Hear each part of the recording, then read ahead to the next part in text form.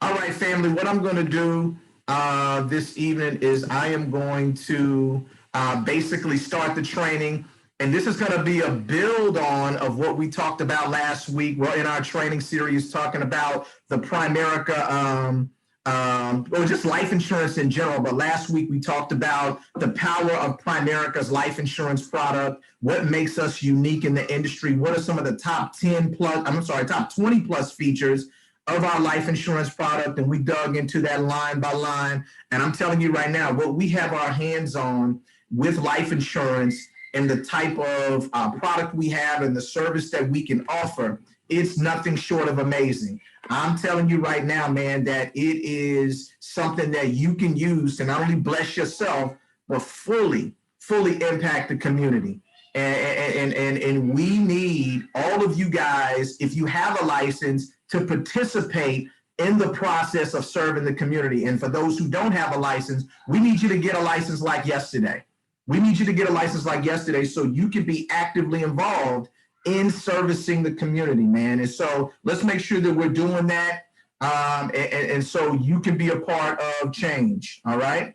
And so with that being said, oh man, here we go. All right, let's do this. Did anybody have any questions about last week's training before we get started? Anything that we shared? Any questions about what we covered with last week's training? Because I'm excited to get to this week's. I think you're going to get a lot out of it. Did anybody have any questions regarding last week's training? There were no questions. That's fine. I'm not trying to solicit questions or force you to ask a question. Just wanted to check your pulse and see if you had anything. All right. Well, cool. Well, hopefully I did my job. Now let's get to this week's training. And we have titled it Primerica versus Everybody, right? Primerica versus Everybody. So I'm telling you right now, teammates, you're going to need to take some notes for this one, right? And so let's talk about life insurance in general, right? And so this is an article that I relate to from time to time. I pulled it from CNN Money. If you go on CNN's page, they have a money section. And in the money essentials part, there's this whole article about choosing a life insurance policy, right? And so it talks about, hey, which type of life insurance is best? There's this great debate that goes on when it comes to life insurance in terms of what type should I buy? And you might have a client that asks you, hey, should I, what's the difference between term life insurance and whole life insurance, term versus whole life? So you'll get, these conversations about life insurance or which one should I purchase, right? And so what we want to do is we want to kind of settle that debate with you guys and for you guys, all right? And so if you don't mind, I'm going to hold on for just 1 second. I'm going to come back because I want to set this up the right way. Hold on just a second. I'm going to pause. All right, guys, I'm sorry about that. I'm back. I had to take care of something real quick. But yeah, so what we want to do is really just kind of settle this debate when it comes to life insurance about, hey, what's the difference between term and whole life? So I pulled this article from CNN Money that I want you guys to take a look at. Now, obviously, CNN is not a subsidiary of Primerica, or Primerica is not a subsidiary of CNN. This is a third-party article that talks about life insurance. And the name of the article is Choosing a Life Insurance Policy, right? And so just like it says here, if you look at this, it says life insurance, check this article out, is a highly competitive business in which the sales force depends almost entirely on commissions. I'm going somewhere with this. It says insurance companies pay fat commissions for selling whole life policies, right? Y'all see that? It says perhaps 80% of your first year's premium goes to who? The agent. Y'all ain't hearing me. Insurance companies pay fat commissions for selling whole life policy. Perhaps 80% of your first year's premium goes to the agent. Commissions for selling term policies amount to roughly the same percentage in the first year. But since whole life premiums are much higher than premiums for term policies for the same death benefit, they can be 5 to 10 times more. agents make much more money selling whole life than they do selling term. Going somewhere with this. It's no wonder that agents push whole life policies as if their livelihoods depend on it. Now, this ain't no Primerica article. This is a CNN Money article that's talking about choosing life insurance. And so if you wonder, why is this person in this whole life policy? Why has this person been told by their agent to stay away from term, or that term is bad? Why have we been taught this for so many years? I just showed you why. Because it's for financial reasons. It's for another reason, which I'm going to expose also. But from an agent standpoint, agents sell whole life insurance not because it's the best thing for the client, but it's the best thing for them as the agent. They make more money selling whole life, even though it underserves and underprotects and basically robs the client. They don't care, because these agents' livelihood depend on it, and they're money motivated, not really crusade, not really compassion field motivated. They doing it because that's where I'm going to make the most money. I'm going to get a higher commission. So I can sit down with a family of 4, husband, wife, and 2 children, and I can feel comfortable selling the husband $25,000 in coverage on him, the wife $25,000 on coverage on her, and the kids $50,000 each. Y'all missed that. The kids got $50,000 coverage. The kids got more coverage than the parents because the premiums are going to be sky high, and I just got paid. Even though $25,000 for a family of 4, if the husband dies, $25,000 ain't going to last them no time. No time. But the agents that sell and push whole life don't care because they trying to get paid. And so that article, and I can show y'all some more things, right? And so check this out. There was a Senate report done, right? Back in 1992, the Senate, the U.S. Senate, commissioned an investigation about whole life insurance, right? And so it talks about, it was like an antitrust monopolies, life insurance, a shell game. Look at this. What's the name of it? June 23rd, 1992. This is a subcommittee, a Senate subcommittee on antitrust, monopolies, and business rights hearing, and it's titled Life Insurance, a Shell Game for Premium Padding and Saving Schemes. Guys, this is a U.S. Senate report that came out, and they named some companies in here: Guardian, New York Life, Hartford, Pacific Mutual. Y'all not hearing me. And they talk about how these companies have ripped people off for years, but they get away with it. They get away with it. And so I know your cousin got a whole life policy or a universal life policy.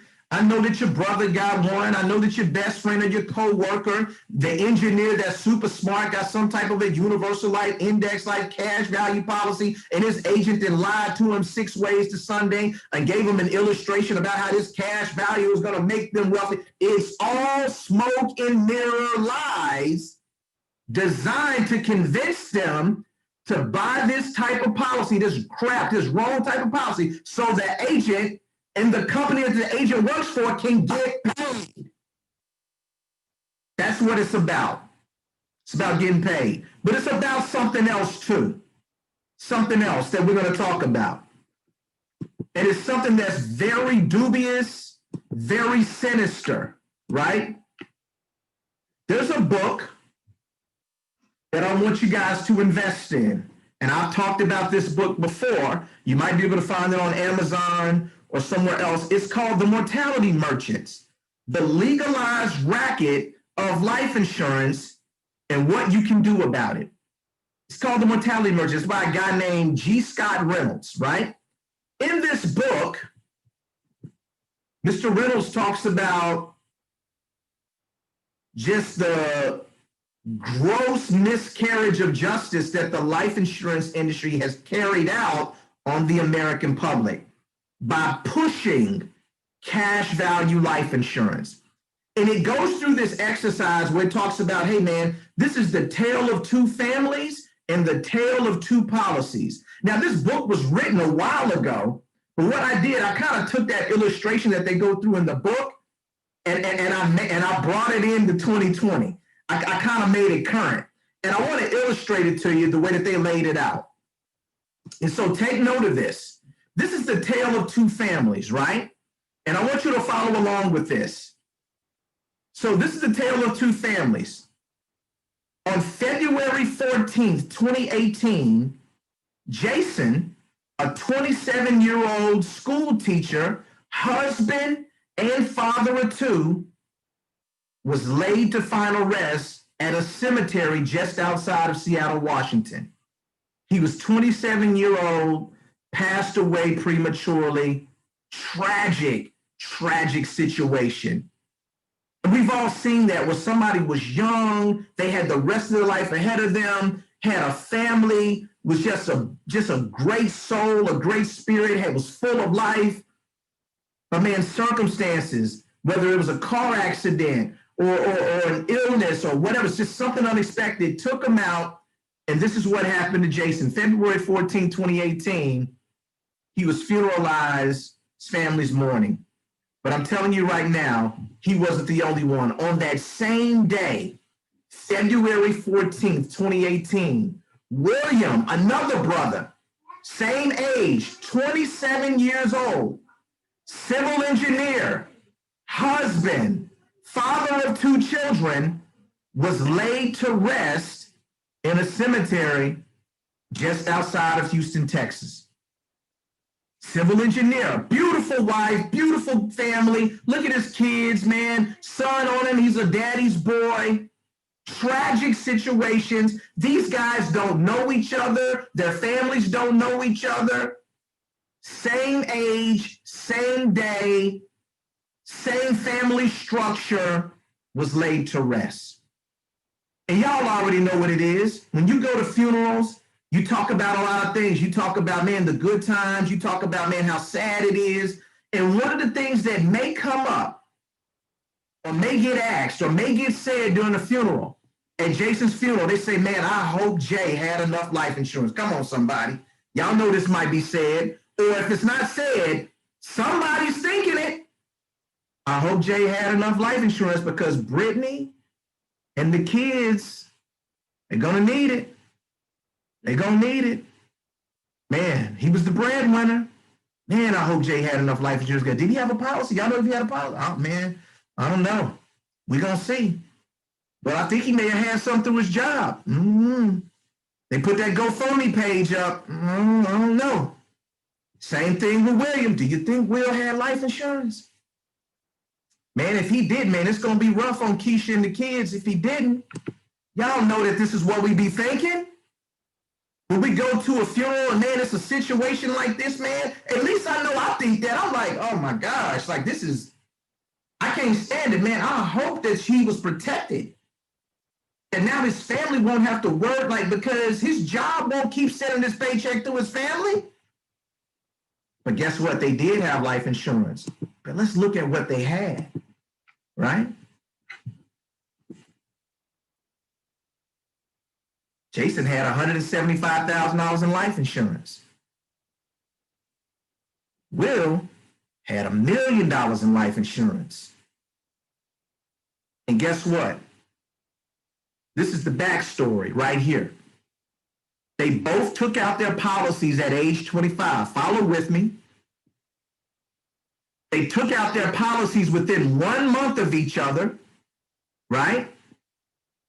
Both policies were written at the same rate class. It's not like Will got a preferred, super preferred plus rate class, and Kevin got Jay got a tobacco rate class. No, the same rate class. Both paid the same monthly premium of $160 a month. Wait a minute. They both paying $160 a month? But if they both paying $160 a month, why one person got $175,000 and another person got $1 million. What's going on here? I'll tell you what's going on. What's going on is a game that's being played in the insurance industry that's been going on for years. See, what's going on is that Jay had a whole life policy. That's what he was sold. And Will had a 35-year level term policy. So you mean to tell me Jay was sold a policy paying $160 a month, and he only got $175,000 in coverage, but then William, same age, got his policy within 1 month of him, same rate class. He was sold a term policy for almost 10 times that coverage, and they're paying the same amount each month? Yes, they were. And so here's the problem. The person who sold Jay his policy could have sold him a term policy, but didn't sell him a term policy because he was trying to get paid. And this is what happens all over America, and especially in our communities. So this is what it talks about. The life insurance industry provides the future economic value for the person's life in the event they do not provide it themselves. Right? That's what life insurance is for. But here's the problem. Life insurance should not be bought as if you're going to live for another 30, 40, 50 more years. When a person buys life insurance, and this is what you should be talking about with people, because a lot of times when we buy life insurance, we think that we ain't going to die until another 20, 30 years from now. That's not how life insurance should be purchased. It should be bought as if you're going to die tomorrow, or become uninsurable tomorrow or today. That's how life insurance should be purchased. But we've been conditioned to think about it the wrong way. We're thinking about, I won't need this policy until I get much older, right? We don't think that, man, we can lose our life today or tomorrow. And if that happened, what would my family need today or tomorrow if I were to pass away? And that's the value and the knowledge that we have to be able to bring to our community. Don't buy life insurance as though you're going to die 10, 15, 20 years from now. You buy life insurance as though, man, if something happened to me today, what would I want to have covered, right? But here it is, guys. Life insurance industry in the United States has de-emphasized the actual purpose of life insurance by discouraging the sale of pure protection, which is term life insurance. They discourage the sale of pure protection, which is life insurance, because they're trading it in because they want to get paid. So you mean to tell me you got an agent that could have sold that young man and his family $1 million in coverage, but because that agent wanted to get paid, he said, man, I don't care about your family. I care about my pockets. I'm going to sell you $175,000 in coverage. And if you die, that's the check we're going to deliver to your family instead of the $1 million that you could have got. That's happening, y'all. That's happening. And so I want you to think about it on a bigger scale than what I just described it. Watch this.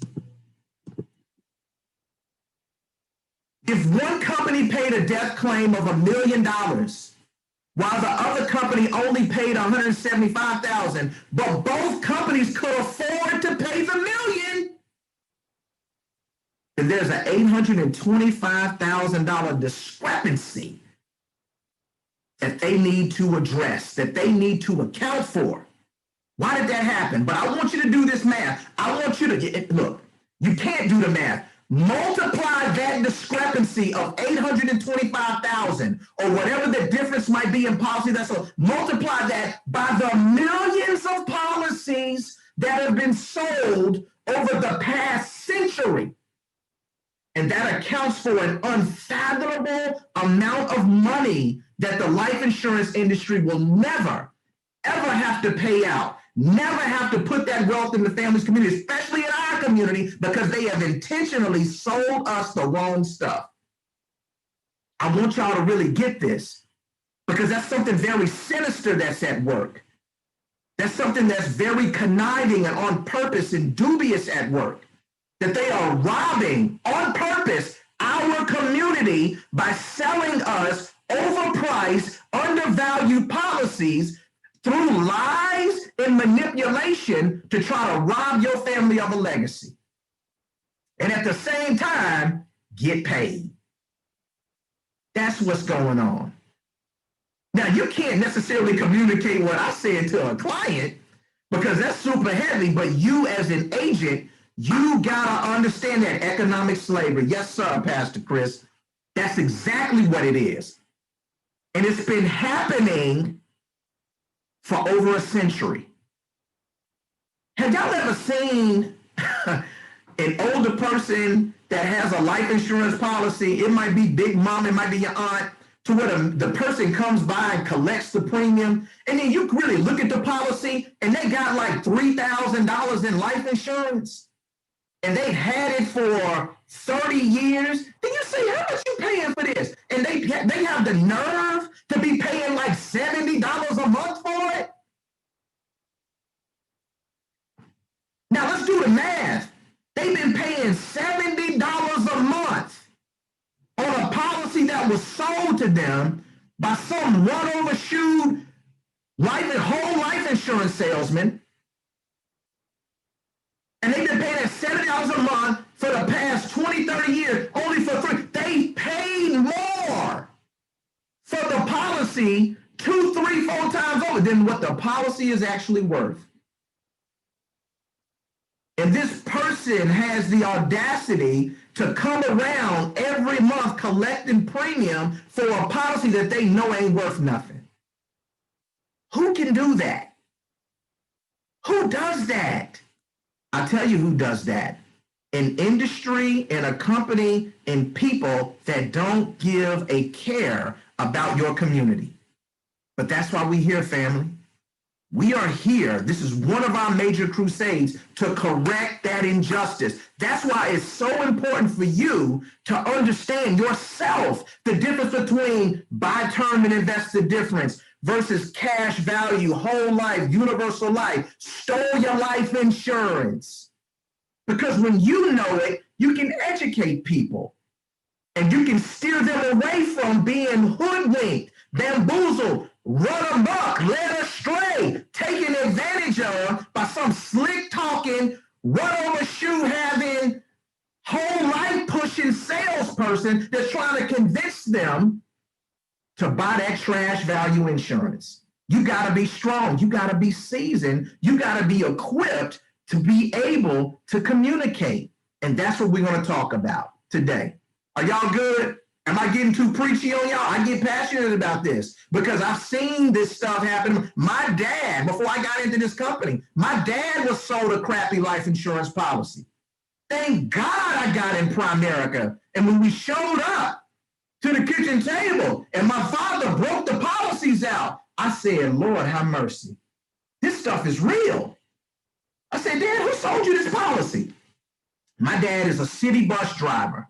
He said, man, it was some guy that came up there to the bus barn and he was selling life insurance, and a couple of the guys had bought some policies, and they vouched for this guy. Listen to this. They vouched for this guy. So I sat down with him and I told him what I could afford. He sold me these policies. Now, my dad, hard working, he had about $50,000 in life insurance. They still had a mortgage on the old house, and I had 2 younger siblings that was still in the house. The funeral gonna run my mama 15, 20 grand. What is she gonna do with $30,000 when my dad is bringing in 50, 60 a year? Come on, y'all. And when we showed up and we were able to switch those policies out, give them more money, more coverage for less money, I could have cried because I said, this is real. This is real. This is really happening in our community. And if we don't do something about it, it's going to continue to happen, because what's going on is that whole life cash values, it's making a comeback. It's making a comeback. They putting lipstick on the pig, trying to make it look good, make it sound good, and they're trying to convince a new generation to go that route. We got to be there to stop them. Let's talk about it, right? So let's talk about how whole life insurance works. And if you got a sheet of paper so that you might want to draw this diagram, right? And so when you have a whole life policy, this is what people don't understand. You pay a premium, and they'll tell you, hey, man, with a whole life policy, man, you get the best of both worlds. You know, you got life insurance and you got a savings account attached to it. Man, isn't that awesome, man? If you can use that savings part for emergency cash or, you know, as a supplemental retirement, and your premium never goes up. You pay one premium, it stays the same for the duration of the policy. You have this coverage for the rest of your life. Premium never go up. Okay, let's say you got a whole life policy. Your monthly premium is $121.28 a month. That's the monthly premium for the whole life policy. This is how it should work. You got part of the premium that goes to pay for the cost of the life insurance. In the life insurance in most whole life policies, family, it's not a lot. You might have, for this amount of coverage, depending on the person, they might have anywhere from $25,000 to maybe $50,000 in coverage, whatever the case, because it's super expensive. Cost of insurance, that cost, okay, so part of it goes to pay for the insurance, that cost stays the same. The other part goes into a separate account, which is the savings, right? So part of the insurance part of the premium goes in to pay for the life insurance, the other part goes into the savings, right? Now, the way the savings works and how the cash builds up, the savings is designed, just like it says here, to be 50% of whatever the face amount of the coverage is when the client turns age 65, meaning that if a client has a policy for $50,000, meaning that's their coverage amount, by the time the client turns age 65, the way that they want the cash value to work, they want the cash value to be at $25,000 in the savings by the time the client turns age 65. The savings portion of a whole life policy is designed to be about 50% of the face amount by the time the client turns age 65. Does everybody understand that? Give me a thumbs up if that makes sense. All right, because that's going to come up later. Now, let's talk about these things. Like I said, they say, hey, look, man, you can use this whole life policy savings. This is where it really comes in. The savings part. The savings, this is how the agent is slick talking and selling. Oh, man, that's saving. That's, you can use that for emergencies. You can use it for your kids' college education. Have y'all seen people that have these Gerber policies? Mm-hmm. Yeah, man, you can use the money in the savings, not only for life insurance, but it can also be a college fund for your kids. Oh, it just sounds good. Hey, it can be a supplemental retirement, right? The money that you have in the savings, man, it can grow tax-free. You get that money tax-free. You can be your own bank. Oh, man, you can get money for yourself, borrow money from yourself. You can be your own bank. It sounds good if you don't know what it's about. So let's talk about what it's about. This is what you want to do. You want to ask someone certain questions when it comes to their whole life policy. And so these are the questions that you want to ask when someone has a whole life policy. These are the questions you want to ask, or this is what you want to say.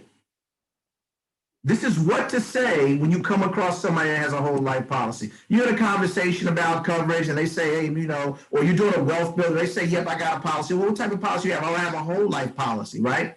Or if it comes up in conversation, oh, I just like whole life. I don't believe in that term stuff, man. I heard whole life was better than term. You might have somebody that tells you that, all that, right? And so this is what you say. And this is where you can take notes. You say, well, when you have this type of policy, or you might be able to lead and say, did your agent explain how your whole life policy works? Or how did your agent explain how the policy works? Ask that question first. Well, let me ask this. What did your agent tell you, or how did they explain how this whole life policy works? Like, what did they tell you? And have the client give you feedback. I guarantee you that whatever they say to you and how they say that the agent explain how policy works, it's going to be wrong, wrong, wrong. It's going to be lies, wrong, because the agent is not going to really tell them. I need you to get this. The agent is not going to really share with them how this policy really works. Yep. And so I see you, Omar, hey, and I started to put that question on there. Hey, why did you buy this policy? Did you get it for protection? Did you get it for savings? Or did you get it for both? Right? And you can ask that question as well. Or you can just say, hey, man, look, what did your agent tell you in terms of how this policy works? Because I want to know, what do you know about this policy? You preaching it and you saying that you love it and you prefer it. What do you know about this policy? What did your agent tell you how this policy works? Right? Then you say, hey, man, look, this is what I know about this policy. When you have this type of policy, you actually have life insurance and a savings bundled together. When you have this type of life insurance policy, Mr. and Mrs. Klein, Mr. Jones, Mrs. Jones, you actually have two things. You have life insurance and you have a savings bundled together. But unfortunately, when you bundle life insurance and savings together, you give up control of the savings portion of the policy to the insurance company. Oh, here we go. Now we're getting somewhere. Unfortunately, when you bundle life insurance and savings together, you give up control of the savings portion of the policy to the life insurance company. You got their attention now. That means the life insurance company has the audacity to start treating your money, which is the savings, like it's their money. Let me explain. Let me ask y'all something. If you say that to a person that has a whole life policy, after you heard that they don't know what their policy does or how it works, I guarantee you that they leaning in their chair like, okay, yeah, look, explain that to me. What you mean I've given up control of the savings portion of the policy where the insurance company is trying to treat my money like it's their money? Yeah, I want to hear this. What you mean by that, Nick? Because whenever I say those things to a client, I say, hey, listen, let me kind of explain to you how your policy works. You have two things. You have life insurance and you actually have a savings, and the two are bundled together, right? You have life insurance and a savings, but they're bundled together in your policy. Unfortunately, in a life insurance policy, when you bundle life insurance and savings together, you give up control of the savings portion to the life insurance company. And what that means, Pastor Chris, is that the life insurance company has the audacity to start treating you and your wife's money, which is the savings, like it's their money. And let me explain that to you. Man, you tell somebody, they're going to be like, bro, hit me with it. What you talking about? And then you say, and this is a powerful, powerful question, because it's the leading question to an illustration that you're going to paint for them that they can understand. And I need you to write this down. When you say, let me explain, the next question you ask is, who do you bank with? Who do you bank with? Right? And they're going to say, oh, I bank with Chase. I bank with Wells Fargo. I bank with this credit union. I bank with this, that, and the other. Okay, let me paint a scenario for you. Now, what you share next, you need to get good at explaining it in kind of a story format. It doesn't need to be a long, drawn-out story, but when you illustrate it in a story format, it makes it more palatable for the client, all right? And so these are the things that you're going to point out. And so this is how I explain it. I say, who do you bank with? And they say, hey, I bank with Chase, right? And they say, okay, let's just say that, you walk into Chase and you've been with them for a while, and let's just say that they want to introduce a new account to you. And they want you to open this new account, but before they do that, they're going to run down the features of this new account to see whether or not you like these features and you're open to starting this new account. Okay. And then your client's gonna say, okay, all right. So this is the first feature of the account. What if the person says, hey, Pastor Chris, when you open up this type of account, you faithfully make deposits into this account every month. But here's the catch. For the first 2 to 4 years that you're faithfully making deposits into this account, you're still going to show a zero balance in your account, right? Even though faithfully every month you're putting money in there, you're still going to show a zero balance. Do you like that feature? And what are most clients going to say? No. And then you're going to say, okay, I understand why you don't like that feature, because it also begs another question. And tell them this, what happened to my money, right? Well, what if the person at Chase tells you that, well, what happened to your money is that instead of it going into your account, it went into my pocket as the personal banker for those first 2 to 4 years. So that was part of my commission for opening up this account for you. So the money that was supposed to be going into your savings account, it actually went into my pocket. Do you like that feature? And your client gonna be like, oh no. Okay, well, let's say that you can get past that. Let me go to feature number 2 because you might like this one. Feature number 2 is when you go to take a withdrawal out of this account, you can't do that from this account. From this account, you cannot do withdrawals. You can only do loans. You can only take loans from this account. Meaning that if you go and you try to do a withdrawal slip, they're going to move that to the side and hand you a loan slip, because in order to get access to the money in this account, once you do start showing a balance, you have to borrow it. You have to borrow your own money and pay the bank. You're going to have to pay the bank 6 to 8% interest on your own money. And that interest does not get credited to you. The interest goes to the bank. You borrow your own money, pay 6 to 8% interest on that money, and that interest gets credited to the bank, not to you. Do you like that feature? They might start cussing at that point and say, no, man, I don't like that feature, not at all. Then you say, okay, well, man, this is the kicker, right? Let's say you can get past those 2 features. This is the kicker. Pastor Chris, do you know how people fight over money when folks retire? When folks pass away, do you know how people fight over money when people pass away? And they'll say, yeah. You say, well, you don't have to worry about that with this type of bank account. But because if you pass away, whatever money is in your account, the bank is going to keep your money.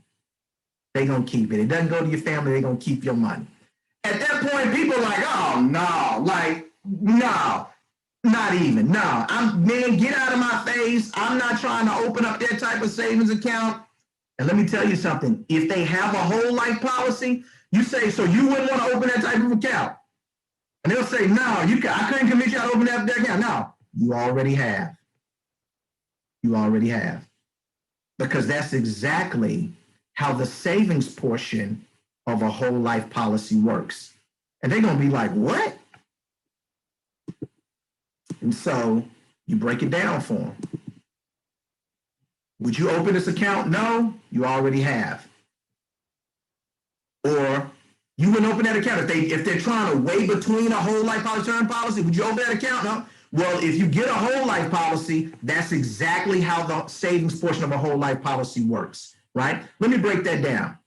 You move the bank out of the way, let's get the whole life policy features in there. Faithfully, every month you paying that. In that illustration, we showed that $121 a month, faithfully a month. For the first 2 to 4 years, you're going to show a zero balance in the savings portion of your policy. You can look inside of your policy right now. And if a client has a whole life policy, they can look inside of their policy at the cash value accumulation table, and it will show them in black and white that for the first 2 to 4 years of their policy, they showed a zero balance in their savings. And like I said, what happened to the money? I'm going to tell you what happened to the money. The agent that sold you this policy, it went into their pocket. That was part of their commission, and that was why they sold you this policy, you and everybody else. So for the first 2 to 4 years, going to show a zero balance in the savings. That's not all. Once you do start showing a balance in the savings, if you want to get money out of the savings, you have to borrow it. You have to take out a policy loan. and you can show them the loan features in a policy and what that is, and I guarantee you that interest rate on the policy is going to be between 6 and 8%. It might be 5%, but it's going to be somewhere in that ballpark. Where if they want to take money out of their policy, it's going to be at about a 6 to 8% interest rate. But then here's the kicker. If you pass away, whatever money is in the savings, the insurance company is not going to pay that money out to your family. They're essentially going to keep that money because the savings portion of a whole life policy, let me come off share with this. I need y'all to hear me. The savings portion of a whole life policy is considered a living benefit, not a death benefit. So the client only has access to the savings portion of the policy while they're alive.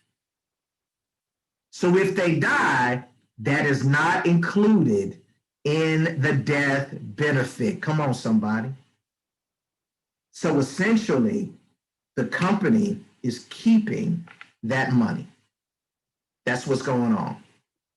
And that's how you break down whole life insurance.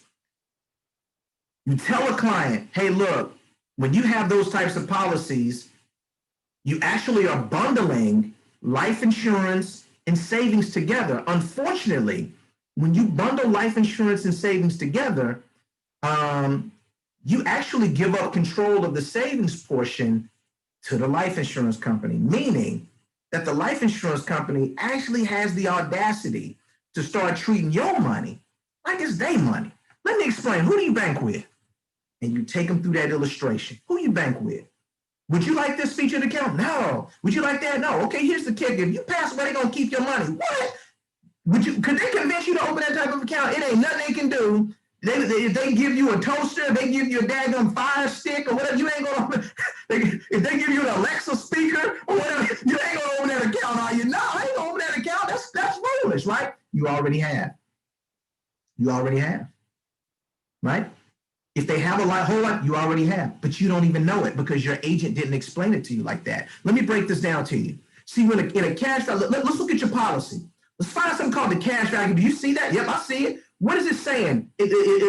What's your balance in the savings portion for the first year? 0. What about the second year? 0.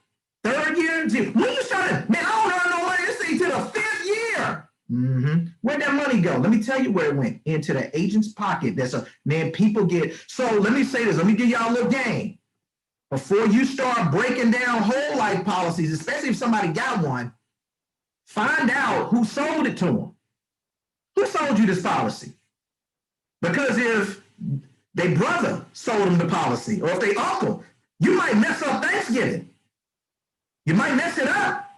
So you might want to clean it up on the front end and say, hey, listen, oh, your brother sold you this policy? Well, let me say this because I'm going to explain some things about this policy. Your brother may not have known what he was selling. A lot of times when people get into the industry, they're kind of steered towards selling these types of products because this is what makes the company more money. And so we're just going to kind of count it up to maybe this is what your brother's manager or his trainer pushed him to sell. But I'm sure that if he knew better, he would probably do something different. So let me break this down. So clean it up for the brother, even though you know the brother might have known or the uncle might have known, clean it up so that way you don't cause a lot of strife. Are y'all with me? Because that strife and that anger can cause somebody to be reluctant about moving forward because they just can't get over the fact that their brother or their sister or their auntie or the first lady of the church sold them this policy, or the deacon of the church sold them this policy. So find out if there's a close personal connection with who sold them the policy on the front end. Clean it up for them a little bit on the front end. Let them know, hey, a lot of times people don't know how this works. I've run across agents that they didn't know, and this is facts. I've asked agents before who sell stuff, how does it work? What did they tell you how it works? And you know what they'll say? I don't know. They just told me to sell. They told me to sell this. I don't know how it works. And when I break it down to them, they be like, man, I ain't know that. I'm telling you, this is the truth. So there are people out there selling whole life products. They don't even know how it works until we break it down for them. And so that's that. So knowing this information, would you buy this policy? You can ask that question, they'll say no. And so this is what to look for. This is what to look for in a whole life policy. If you get your hands on it, there's some things you want to look for. You want to look for, what is the issue date of the policy? These are just facts that you're looking for about a policy. What's the issue date? Was it issued last year? Was it issued 3 years ago, 10 years ago? What's the issue date of the policy? Okay, who's insured on the policy, right? You know, normally it's an adult. They might have a child rider attached to it. It's rare, but just find out who all's insured. That way, whatever you're doing and whatever you're going to offer them, you kind of know that, hey, you know, I'm comparing apples to apples. Coverage amount. What is the face amount of the policy? So find that out. What is the cost? Monthly premium. Find that out. What is the cash value growth interest rate? Now, let me tell you this. Sometimes companies have gotten a little bit more sophisticated because they know we out there hunting them. They know we out there hunting them. And so they try to hide some of this information like cash value growth interest rate. They try to bury it in the policy to where it might not just be easy to find, or it might be buried in weird language, right? That makes it hard to try to decipher.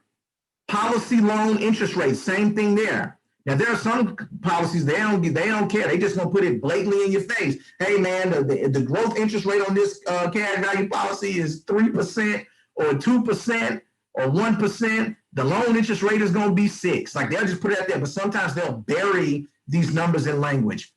Then you wanna look for something called the death benefit provisions page. Death benefit provisions page. That page is going to explain to them that if they die, the face amount of the coverage gets paid out. Only the face amount of the coverage gets paid out, not the cash value. And I don't care what a client's agent, whole life agent tells them. The policy is only going to pay what's in black and white. My agent told me that it's going to, no, my agent told me something different. He said, I'm going to get the cash value. Your agent is a liar. Because here in black and white in your policy, and we can call your customer service line, and they will tell you that if you die, that your family ain't going to get the cash value. The agent is lying. Because I've had that happen before, where the agent will try to lie to salvage the business, to keep getting paid, and say, no, you don't get the cash value with this policy. Lies. And what we do is we call the customer service line, and they contradict everything that the agent is saying. They slimy, y'all. They super slimy. Super slimy. Death benefit provisions page. And then you're looking for the cash value accumulation table. You're looking for that in the policy, right? Finding those things will tell the story of the policy. So this is a sample policy. Check this out. This is a sample policy. It's from basically MetLife. The face amount of the coverage is $150,000. You see that, right?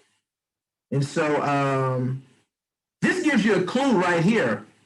A lot of times on that front page, it'll tell you what the payout is. It says life insurance payable when insured dies. Not life insurance and cash value, but life insurance is payable when the insured dies. A lot of times you might be able to find that on the front page, right? Whole life, life insurance payable when the insured dies. Okay, so let's look at this. This is the cash value accumulation table. But man, we get a chance to see when the policy was issued. We get a chance to see who's insured. What is the coverage amount? The monthly premium is $121.28 a month. Look at this. For the first 2 years of the policy, what is the amount of money this client got in the cash value? This is a 28-year-old male, $150,000 in coverage, paying $121 a month for $150,000 for the first 2 years. Let's do the math on this. Sean, let's do the math on this, man. They paying $121.28 a month times 12. That's $1,455 a year for 2 years. They've paid, listen to this, $2,910.72 to be exact towards this policy over a 2-year period, and they have zero money in their cash value. If you look at the third year, at the end of the third year of the policy, they got a whopping $150 in the cash value. And after 3 years, they done paid $4,366.08 towards this policy in the first 3 years, and all they got in the cash value is a stinking funky $150. Y'all ain't hearing me. And this ain't no rip-off. Where my money at, bro? Oh, a lot of that $4,000 went into the agent's pocket. Oh, that's why you sold me that policy. You sneaky. Y'all get where I'm coming from. Telling you right now. They 80% of your family got a policy like this if they got policies outside their job. 80% of them been sold this crap. And they walking around with their chest stuck out like, yeah, I'm covered. I got coverage. First 2 years, no cash value. Look at this, guaranteed interest rate. Money gonna grow at about 4% a year, right? This is a guaranteed interest rate that the savings gonna grow at. Okay, I got you. Look at this right here, hold on. At age 65, what did I tell y'all? The cash value in a life insurance policy is designed to be half of the face amount by the time they turn age 65. I'm not making this up. What's the coverage amount? $150,000. What's the cash value by age 65? $75,000. Do y'all see that? There it is. All right. But then let's look at the policy loan, right? Loan provisions. And it says, hey, you get the cash from the policy by taking a policy loan. If there's an existing loan, you can increase, blah, blah, blah, man. Basically, you get a policy loan on your policy, right? Loan interest is charged daily.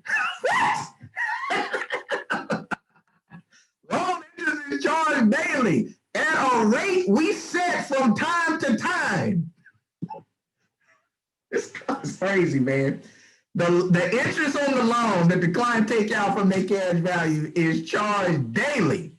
At what interest rate? At a rate that we set from time to time. Woo! It's going down. And then it's talking about the rate of interest we set for the policy may not be more than or higher than the published monthly average for the calendar month ending 2 months before the start of the rate we use to compute. Does anybody understand this crap? No. And they don't want you to understand it. So that way they can charge you whatever they want to charge you for your money.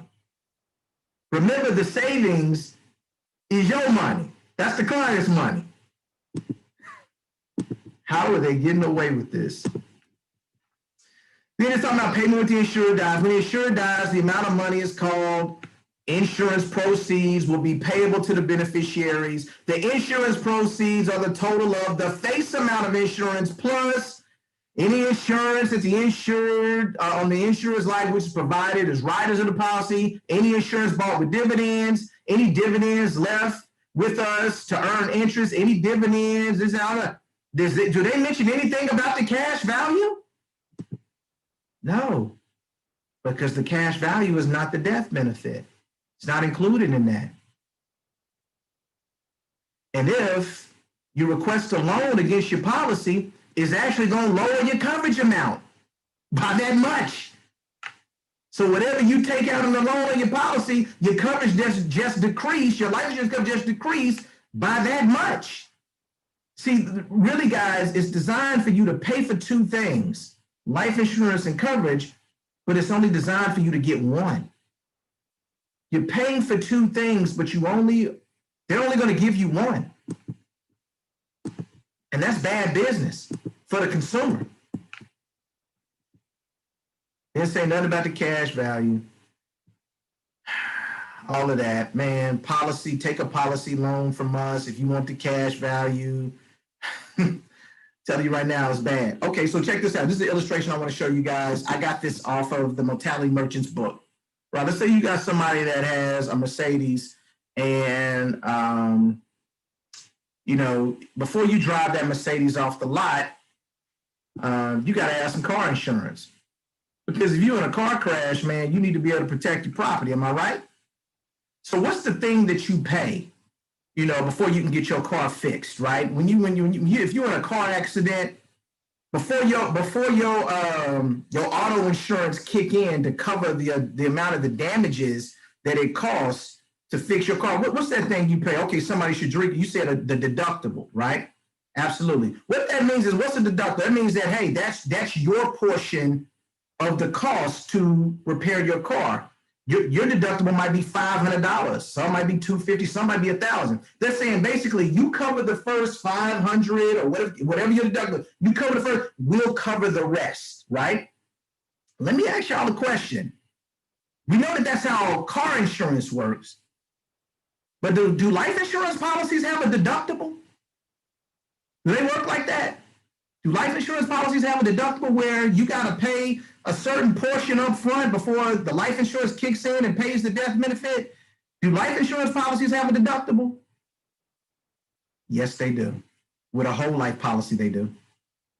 Now, I'm going to break this down in a way. Now, this is not something that you share with a client because this is really deep, what I'm about to break down. But this is how whole life policies really work. What I just shared with you is how you explain it to a client. But you as an agent, you want to understand it on this level that I'm about to share with you. This is not, what I'm about to share with you is not for public consumption because it makes it too complicated, it makes it too deep, and you don't want to confuse the client. But you as an agent, you want to know this, right? This is how whole life insurance works. Not term, but whole life or cash value insurance works.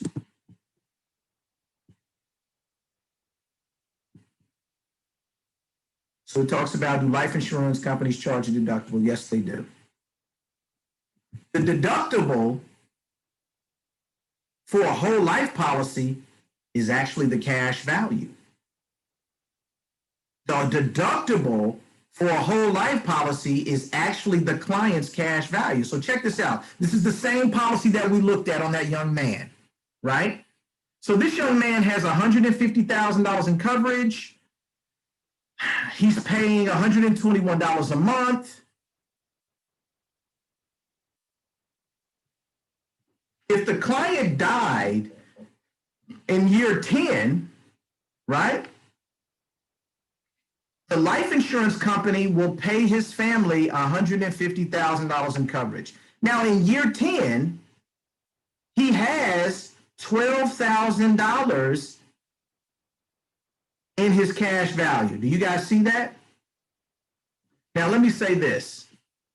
When people build money in their cash value and they see, oh, I got $12,000 in there, they get excited. They're thinking like, man, my cash value is at $12,000 in my life insurance policy. I'm winning. Yes, I got 12 racks in my life insurance policy. You know what the life insurance company is saying? Man, that client got $12,000 in their cash value. Woo! I love it. Keep building that cash value. Because this is what that company that sold in that whole life, this is how they view the $12,000 and what they're going to do with it. Follow me on this. See, if this client died in year 10, the life insurance company will pay the client's family that $150,000. But the life insurance company is only on the hook for $138,000. They're going to use that client's $12,000 of their money to pay out the death benefit. So they're going to use the client's money, that $12,000, to offset their liability on what they got to pay out. So they look at the cash value that a client accumulates in their policy as their deductible. Are y'all with me? And so while the client is excited that the cash value is growing, the insurance company is excited too, because they know if that client passes away, they are going to use the money that's in their cash value to offset their personal liability when they pay the policy out. Y'all ain't hearing me. No, Adrian, they get the 150,000. This is the question that Adrian asked. They only get 130. No, they get the 150,000. The life insurance company just uses the 12,000 from their cash value, which is the client's money, to help pay that 150,000. So the life insurance company ain't coming off the full 150,000. They only coming off 138,000 and using the client's money from their cash value to pay the difference.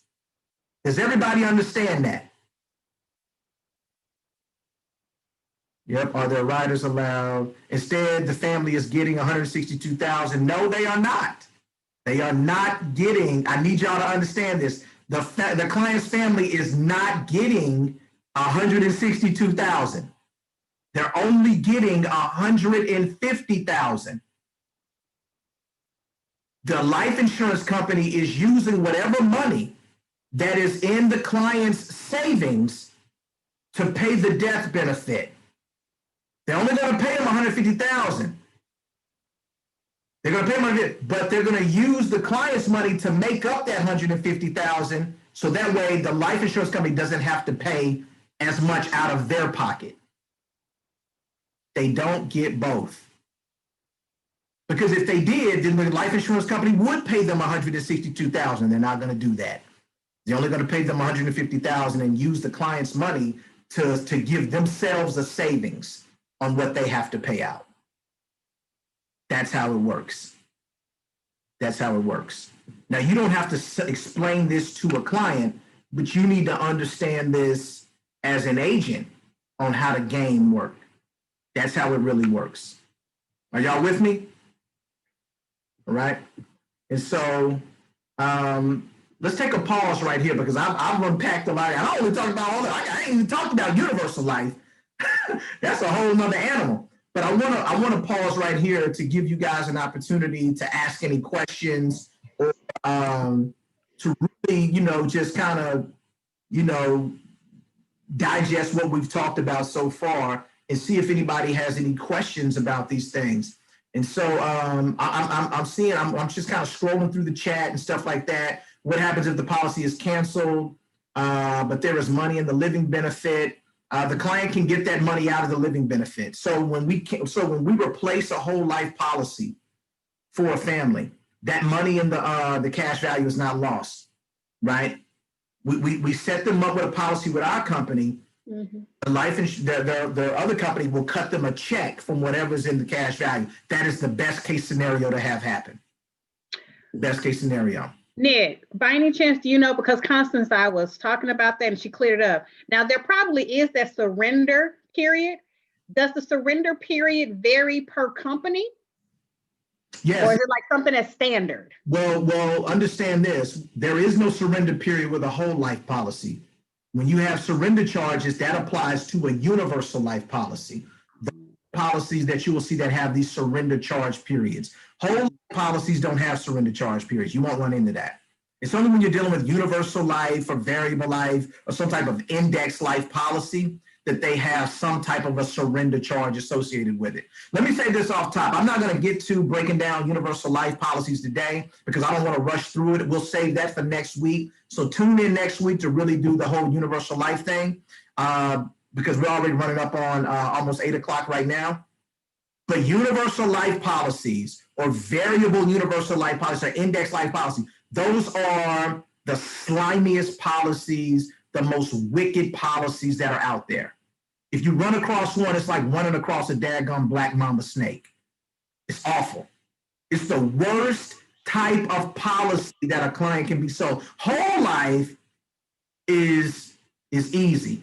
Like, it's so cut and dry. Universal life or index life, it's got so many daggone things to it. to try to just dig into the client and to keep them bound to it, it's the whackness. Universal life policies, whoever sells a universal life policy to a client, I'm convinced that they know what they're selling.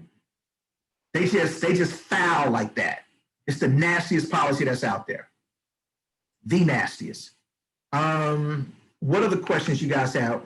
While they're making 12% or more on money, okay, I got that, Shadrika. Boom, boom, boom. Yep. Any other questions? I'm kind of skimming through the chat, guys. Boom, boom, boom. Any other questions? Yep, whole life is such a ripoff. All of that. Chris, hopefully we cleared that up. That yep. Instead of the family getting 100, they're not getting 160,000. They only getting the 150. Okay, I see what your comment was now, Chris. I thought you were saying were they getting? No, they're not getting that. So you was kind of making that point that they not gonna get it. So I get it. What else? Does anybody else have any questions or comments? Hing, what you got in here? You said whole life, just want to accumulate money until after a few years versus having surrender charges. Got that. Cool. You did address that. All right. ULs don't have guaranteed death benefits, correct? Universal life policies. We're going to unpack it next week. That joker there is awful. It is a terrible policy. And what I'll do is I'll start that training off with maybe a video that kind of shows you guys. I'll do a video reel that shows y'all just some examples of what happens in this insurance game. It's going to mess you up. Oh my God. I got a whole YouTube collection of videos and reels that talk about cash value policies, real life stories, or just pulling commercials and how they try to market it. It's the craziest thing. Anybody else have any other questions? This is Rona. I just want to say hello to everyone. This, Mr. Bracy, has been mind-blowing because I just surrendered some whole life policies today and are turning them over into term. And my mind is blown by this information that this is actually allowed to happen and is propagated in such a way to make it happen. I thank you for the information.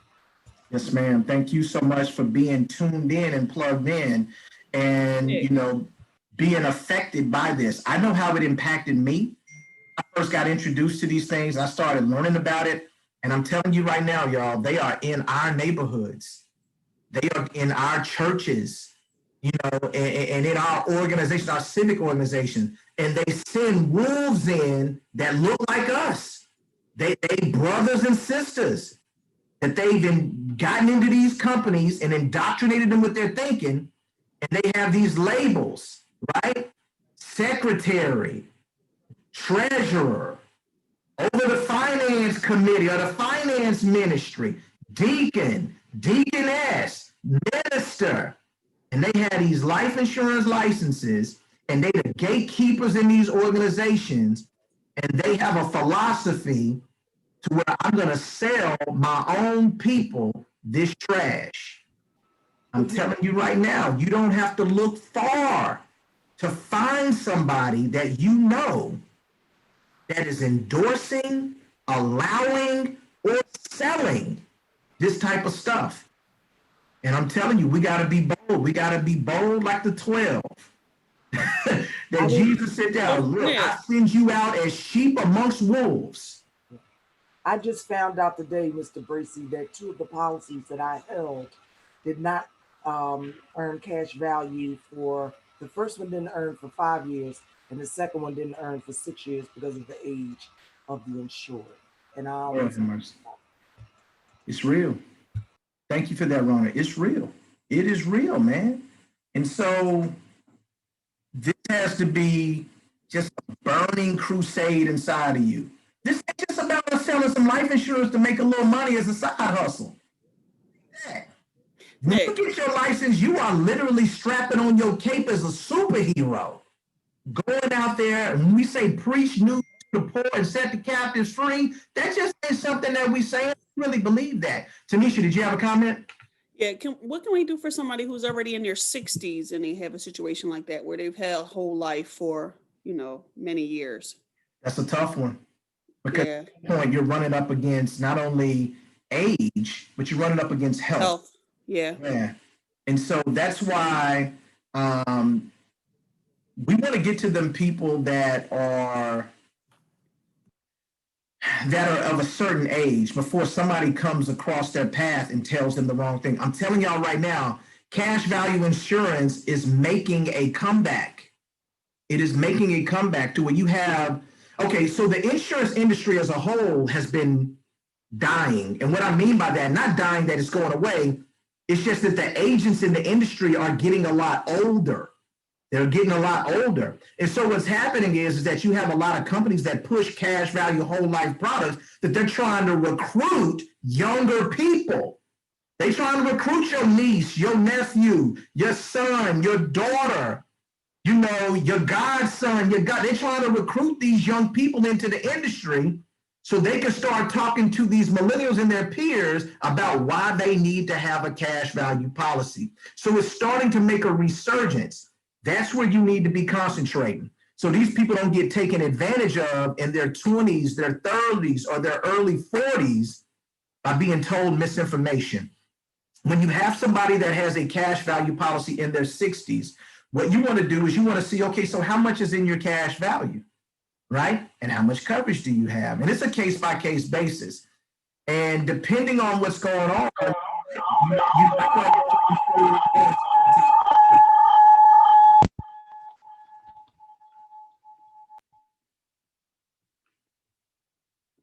okay, all right, here we go. And so you might want to look into seeing if it makes sense to go ahead and liquidate their cash value, and if they can medically qualify for a term, then looking to go that route.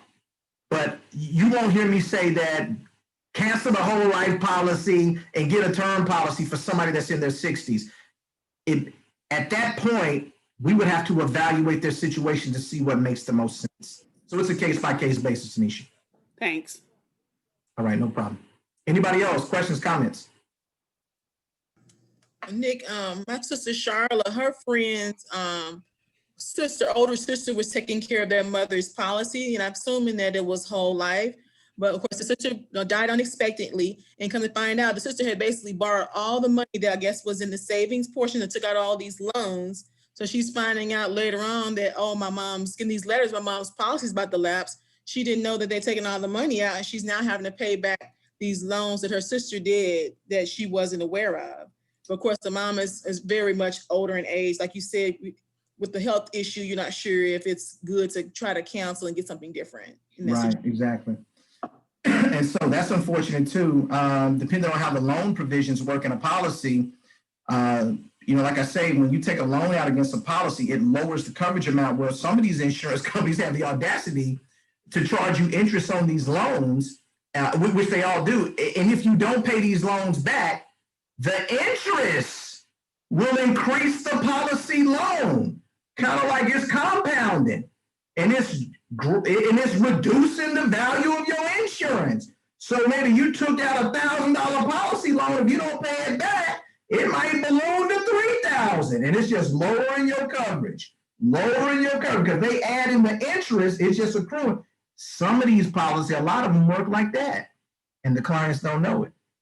And then when somebody passes away, they're thinking that they're going to cash in this death benefit. Then the insurance company going to be like, well, you took out a policy loan 5 years ago for this much, but since you didn't pay the loan back, the interest accrued on that loan. So it changed that $1,000 loan to now a $5,000 loan. And so when you think you had $15,000 coverage, now you only got 10. And so we only paying $10,000. What? Yes. Facts. Nick, let me tell you what else they're doing. I took a phone call the other day. It came from a local number that I didn't recognize. I knew it was Louisiana, though it was 504, so that was New Orleans. Well, the person left a voicemail, and he just said, hey, Demetra, this is Christian. Give me a call back. So I was thinking he was a notary client. When I called him back, he was calling to follow up on a call list for a whole policy that I had in from one of my jobs way back when I was in real estate. And he was trying to get me to go ahead and get a new policy. And I said, was that policy whole life? And he said, well, yes, ma'am, it was. I said, well, I won't be needing that coverage. I said, I just got new coverage through Primerica. I started paying on my policy this month. He said, oh, well, that's probably that term insurance, huh? I said, precisely, it's term insurance, not whole life. And he said, well, you didn't want to get an additional policy because, you know, term isn't always the best way to go. I said, well, I tell you what, Christian, I said, it may not always be the best way to go, but I've become an agent with the company. So we're going to just agree to disagree, and you have a great day. There it is. There it is. See, buy term and invest the difference defeats cash value every time. That's how you represent, Tamita. That's how you represent. And let me tell you this, man, y'all's time is coming. You might run across somebody that is a client and they have a whole life policy, and you say, yo, you don't need that. And you break it down to them and they say, yeah, give me term. I'm gonna cancel this whole life policy. But then that agent might come back and try to muddy the water and confuse the client and say, no, you shouldn't have did that. You need to keep whole life. That term that this lady tried to sell you, that guy sold you, that's bad. You don't need that.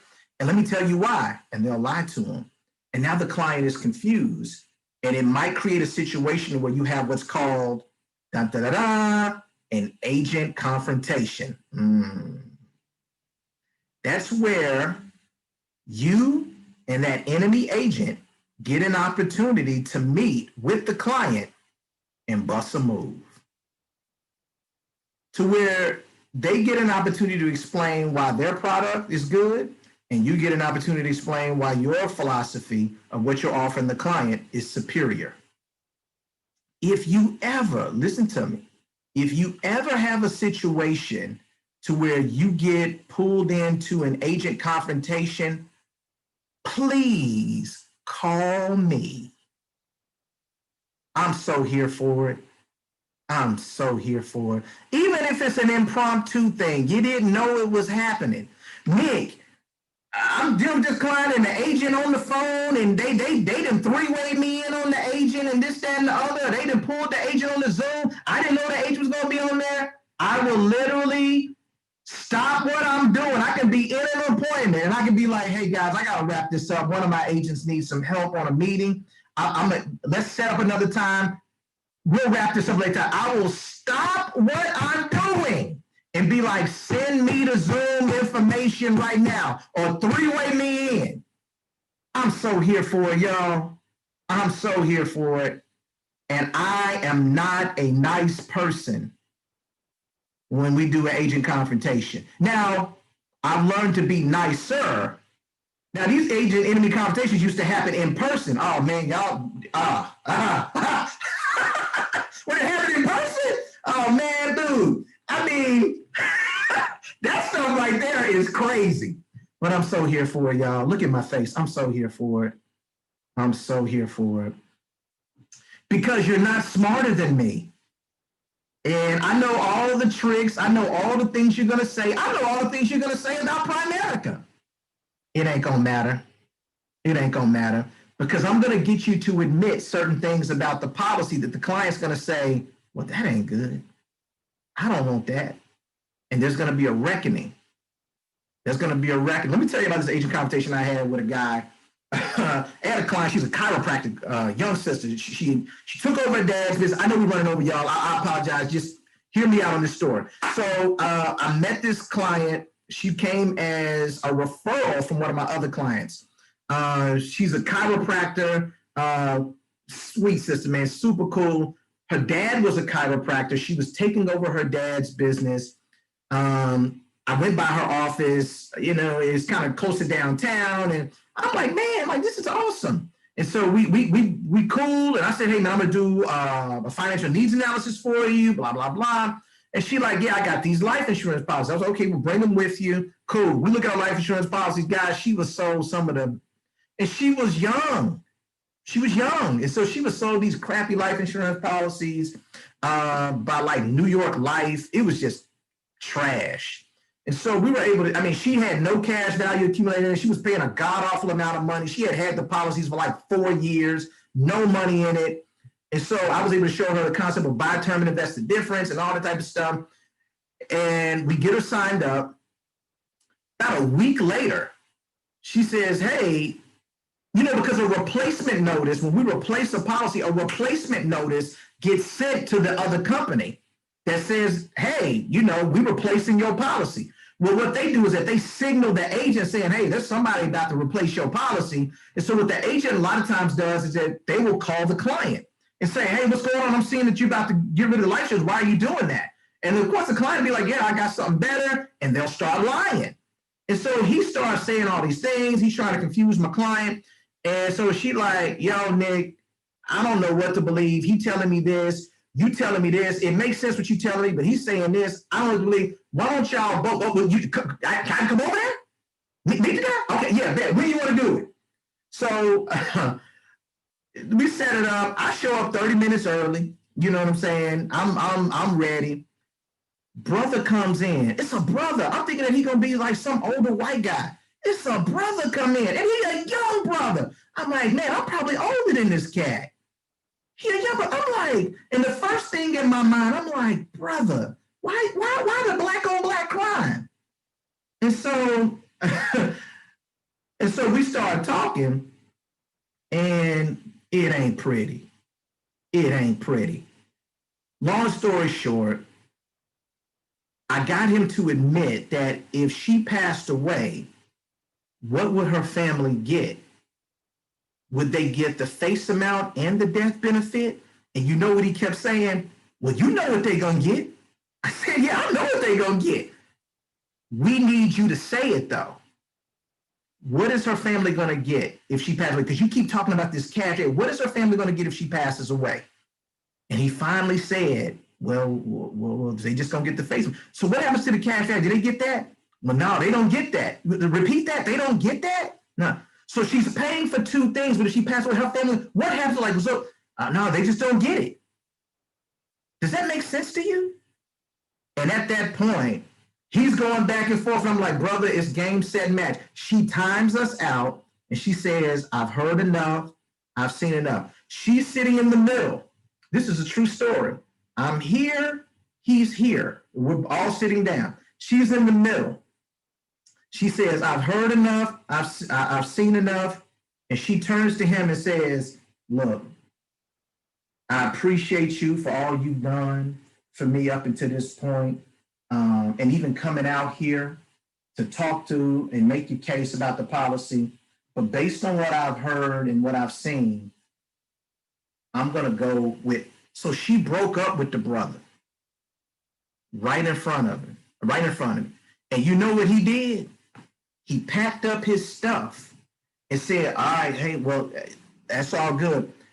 And I ain't say nothing. I was just sitting back, just watching him as he gathered his stuff. And as he was walking out the door, I was like, peace, bro. And he closed the door. He probably cried when he got in the car. And me and my client was like, wasn't that crazy? Man, that was crazy, Nick. He actually admitted. I was like, yeah, man. Because if he didn't admit it, I was going to call a customer service line. And we were going to get it out one way or the other. I'm glad he did, so he wouldn't have to embarrass himself anymore. And so when an agent confrontation comes up, if you have one, a lot of times you won't have one because they won't even show up for it. Because once they know that we involved and we want the enemy confrontation, they cooked. They know they cooked. And a lot of people would just say, I ain't worth it. I'm not going to do it. Some of them will show up. And when they show up, yeah. But we will cover Universal Life next week. Make sure that you plug into that because that one's going to be a good one. I'm going to show a video that illuminates a lot of what we talked about. Bring your notes, get your teammates on. I'm telling you, this is the good stuff right here. This is the crusade stuff that will get you through the tough times in Primerica when nobody's joining or nobody's buying, to where you know you're doing the right thing. When you know that you know that you know, it don't matter if the people ain't understanding, they too ignorant to do anything about it. It does not matter. You know that you know that you know that you're doing the right thing and that you're not going to allow yourself to grow weary in the well-doing. Because if we ain't out there doing it, y'all, there's nobody else that's out there breaking it down like this, sharing with our people the good stuff from the bad stuff. Man, our people are being victimized by the insurance industry, robbing families of millions of dollars in legacy because they're purposefully selling us the wrong stuff. It's on purpose, y'all. It is. And so with that being said, any last questions or comments or anything like that before we wrap up? I'm not going to even do announcements. Y'all know what we need to be doing. Yep. There it is, Pastor Chris. You said it best. Awesome. You guys are so welcome. Thank you all. Let's pray and let's get out of here. I recorded this training too, so this is going to be a part of the YouTube thing. I know you're like, Nick, you keep talking about the YouTube page. Don't say it again until I can go get it, right? I'm recording it. It's going to be there for you, all right? And so I'm going to stop the training now. This is going to be in the vault for you to download it anytime. Hopefully you get a lot out of it. Thanks.